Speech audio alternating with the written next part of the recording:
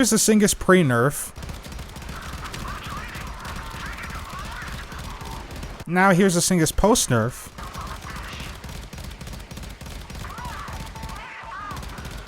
Now here's the Zetki APOC Mark III. Hey guys, it's me again. Today we're going to talk about fighters and armaments, and TLDR, the meta for damage has completely flipped. In the latest patch, fighters got their armor reduced by 50%, but they also got a health increase by the same amount. On top of that, the particle status effect got a massive nerf. It's now only 7.5% damage per stack, but it used to increase your damage exponentially with itself, similar to Condition Overload. And all that means is arc guns are a lot less effective now, but they are more balanced and are in a spot that makes sense. The Singus is still the best arc gun, but the Velocidus is a close second now, and the Phaedra and the Imperator Vandal are tied for third place, with everything else being unusable. But we're not here to talk about that today. Today we're going to talk about turrets. With the armor reduction given to fighters, turrets are now the best option for dealing with them. In fact, most of them are better than the Singus in its prime. All of them except for the Cryofan, which got its damage halved, but also got a small range increase, but it isn't very noticeable. There are also some nerfs to the Sigma series that might have gone undocumented, so correct me if I'm wrong, but some of the Sigma parts seem like they have less status now, which is fine because Sigma's price to performance ratio is insane. But if you made a weapon with one of the other manufacturers, even a bad roll is better than Sigma now, which makes sense. But the best part is Zetki parts are now usable, and in a lot of cases, all except for like one or two, they're the best manufacturer.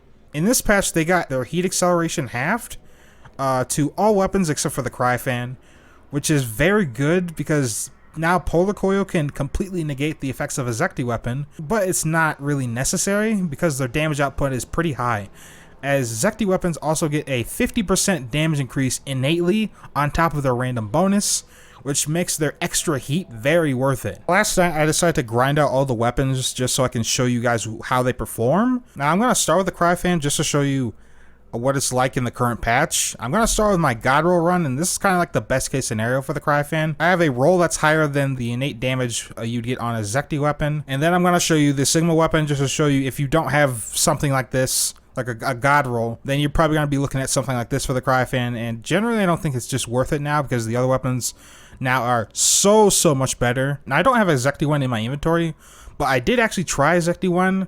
Someone let me borrow the ship just to play with it a bit, and it's kind of junk. But I feel like Polar Coil is a must if you're picking up the Zetki version of this.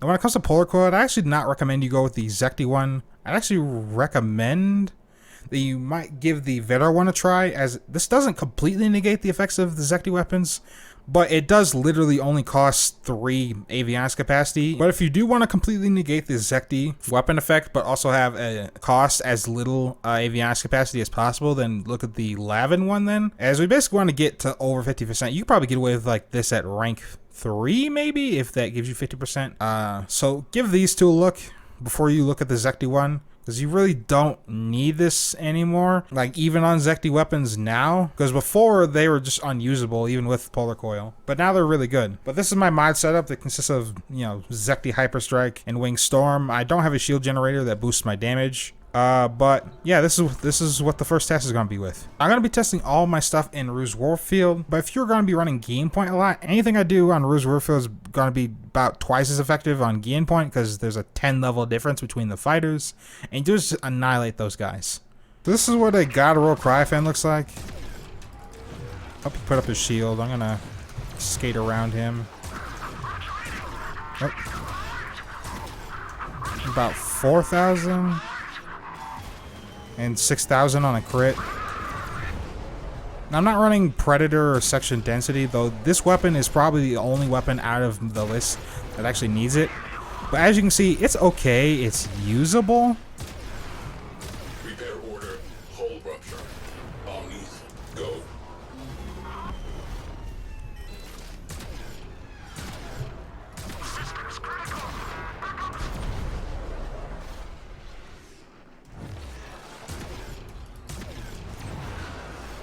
But it's not, it doesn't really excel like it used to, where it just used to just two-shot everything.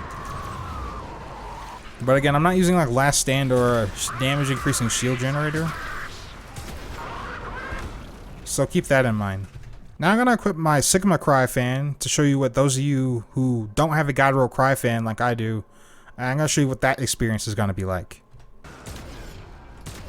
Okay, I'm doing like 3.2k on a crit.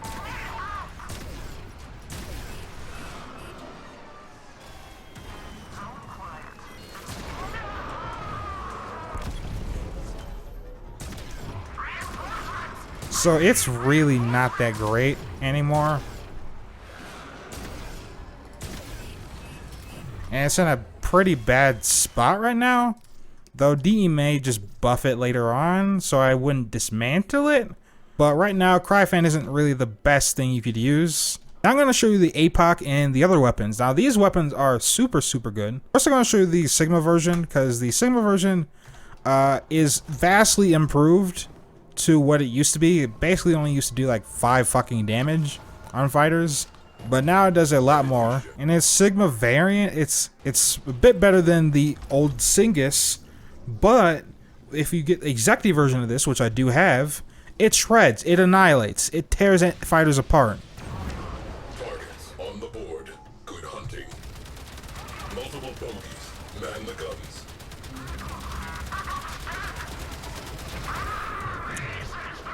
And you see, that wasn't too bad for a gun. And you see, that's a pretty good TTK. And this is the Sigma run. This isn't even the best one.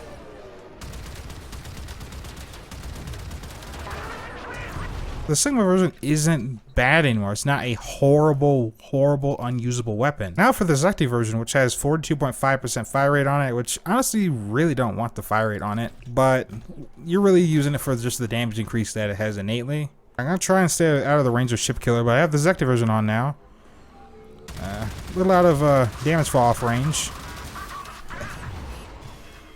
Kind of, but I would have killed him had I'd been enraged. And you see, it shreds. Tears these fighters apart. Now sure, it does overheat a little fast, but it is manageable.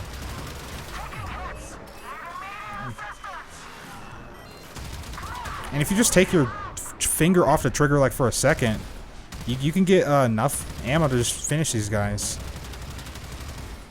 But basically, for the most part, Zetki shreds, but you're kind of punished for missing your shots basically. Now I'm going to show you the Sigma Photor just because I have it built, and this used to be my favorite out of all the Railjet armaments. Now the Sigma version is kind of so-so, but the Zetki version is nuts. But the benefit of the Photor is that it's a hit scan weapon, so you don't have to lead your shots like the APOC. And on top of that, the Photor is unique with Zetki variants as it doesn't roll fire rate on them. Instead, it rolls more damage, which is great on top of the already 50% damage innately you get from Zetki weapons. So with the 50% extra damage plus the 22.4 I have on this weapon, I get 72.4 extra weapon damage. Interceptors alerted. Contact. So this is the Photor. Good luck. You can see it's a little slow, but it is hit scan. But it does recharge very quickly.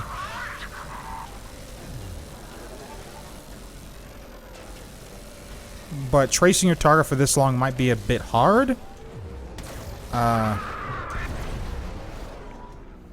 So keep that in mind. But they did increase the range of this thing. So now it's not just a sort of close range laser, but it hits from a pretty far distance away. And damage fall off isn't even that bad on this thing. Alright, now for the Zetki version. Oops. If I would have stayed on target there, I would have killed him, but I didn't. See if we can get a cutter here.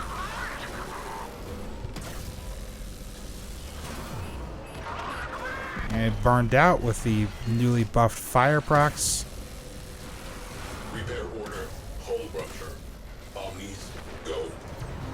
Yeah, as you can see, it's not bad. It's just you gotta have better aim. Now I'm gonna show you the Zetki Pulsar.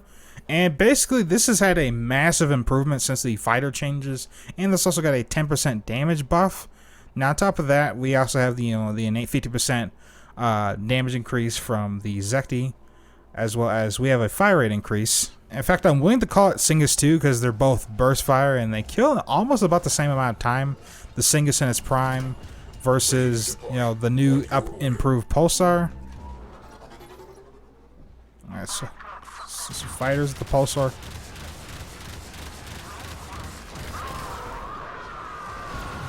Now he kind of crashed into the rock with the ionic proc, so I killed him a bit faster than I should have, but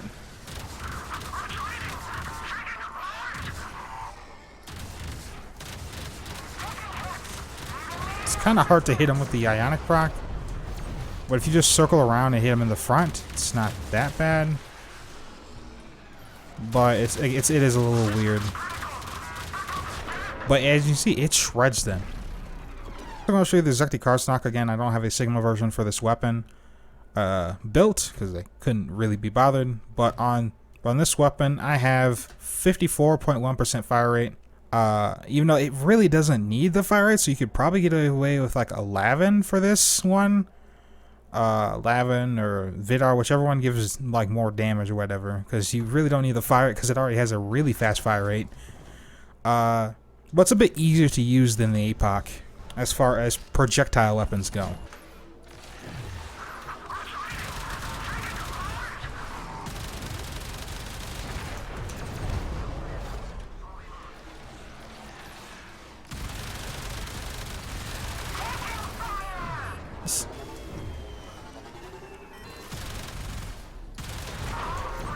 You see the Karsanok fires very, very fast, but it's a lot of fun and it absolutely tears up the enemy. And like I said, this is a bit easier to use because it has faster projectiles. But like I said, I was testing all my guns on Ruse Warfield, but if you're running like Guillen Point or something, this stuff is just going to be twice as effective as what I showed you today. But yeah, also, if you're on console, I recommend you console Tenno stock up on rush repair drones. As I just, after farming all of these guns last night, this took me a good like 6 hours to do. And this was just titanium farming. And honestly, the titanium farm was awful.